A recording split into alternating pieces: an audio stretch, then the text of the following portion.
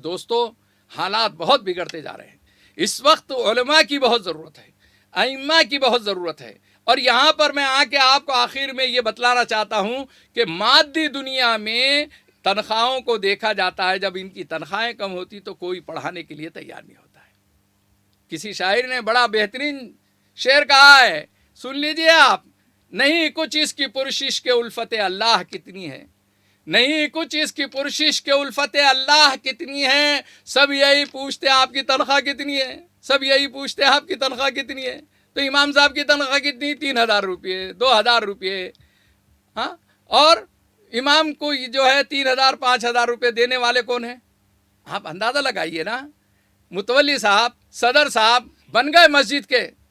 وہ مسجد جو ہے لاکھوں کی ہے, 50 لاکھ کی مسجد, کوئی کروڑ کی مسجد, اور اس کے امام کی تنخواہ.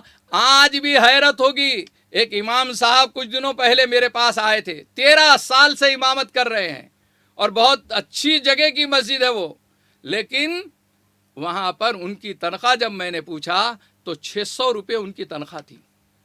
یہ ابھی حال کی بات سنا رہا ہوں میں. بہت جگہ پر 6000 تک کے ہوں گے.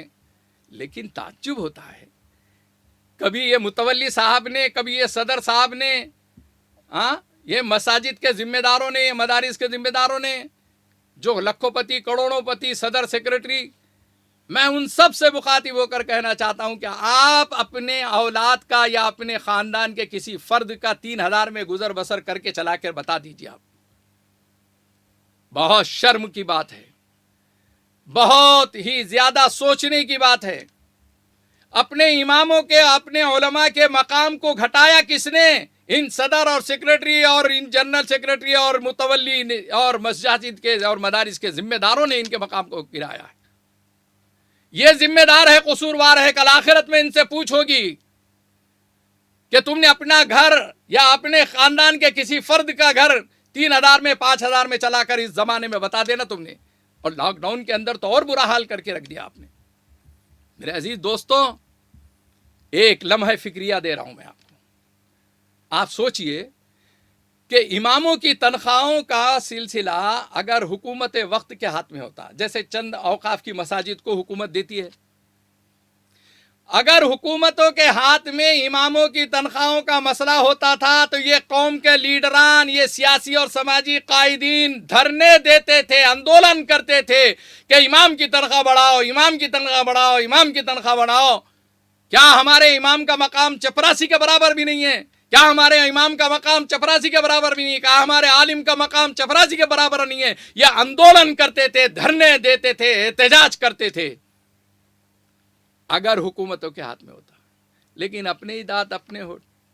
حکومت کے ہاتھ میں تو ہے نہیں. کن کے ہاتھ میں ہے؟ یہ مالدار صاحب کے, یہ سیٹھ صاحب کے, یہ صدر صاحب کے, ان کے ہاتھوں میں ہے.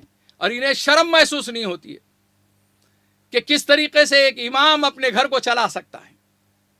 اس گرانی کے اندر, اس مہنگائی کے اندر اگر ایک بچہ بیمار ہو جائے تو 500 اور 1000 روپے 1 منٹ کے اندر نکل جاتے ہیں. وہ ڈاکٹروں کو سوچنا چاہیے, علماء اور ائمہ کے ساتھ کم سے کم اتنی تو رعایت رکھو کہ آدھی فیس لو. علماء اور ائمہ کے ساتھ اس قدر تھوڑی رحم دلی اور ہمدردی کرو جن کے پیچھے تم نماز پڑھتے ہو.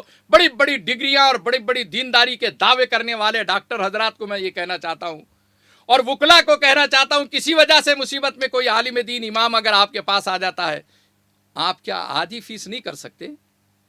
کیا آپ فری میں ان کا کام نہیں کر سکتے؟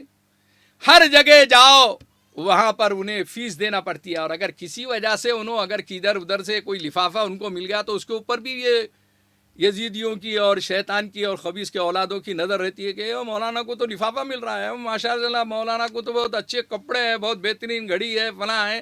ہاں تو اچھے کپڑوں کے واسطے تمہاری اولاد کو عالم بناؤ نا, آپ کے اولاد کو امام بناؤ نا. ارے مولانا لوگوں کے تو بہت اچھے ہیں, وہ تو بیچارے مرغے مسلم جو ہے کھاتے پھرتے رہتے ہیں. اور تو ٹھیک ہے, تمہاری اولاد کو مرغے کھلانے کے واسطے عالم اور حافظ بناؤ نا. تمہیں معلوم نہیں ہے کتنا مرغا ہم بنے ہیں تو پھر مرغے سامنے تھڑپڑاتے ہیں. وہ قدرت کا نظام ہے, وہ کھلاتا ہے, وہ پلاتا ہے. تم کیا کھلاؤ گے اور پلاؤ گے؟ اس جرات اور بے باکی اور اس جسارت کے ساتھ اماموں کو امامت کرنا چاہیے. آپ کسی کے غلام نہیں ہیں, آپ اللہ اور رسول کے غلام ہیں. آپ بیت اللہ کے اندر جب نماز کے لیے جاتے ہیں تو آپ یہ سمجھ جائیے کہ بادشاہوں کا بادشاہ کا دربار ہے، یہ سب سے بڑا قیمتی دربار ہے. اس میں میں جب آ رہا ہوں تو میں کسی کی جو ہے سنوں گا نہیں، میں اللہ رسول کی سنوں گا. آپ کے اندر حق گوئی بے باکی ہونا چاہیے. ہے ہند میں انوکھا مرکز تحفظ دین، یہ دین کا ترجمہ ہے مرکز تحفظ دین.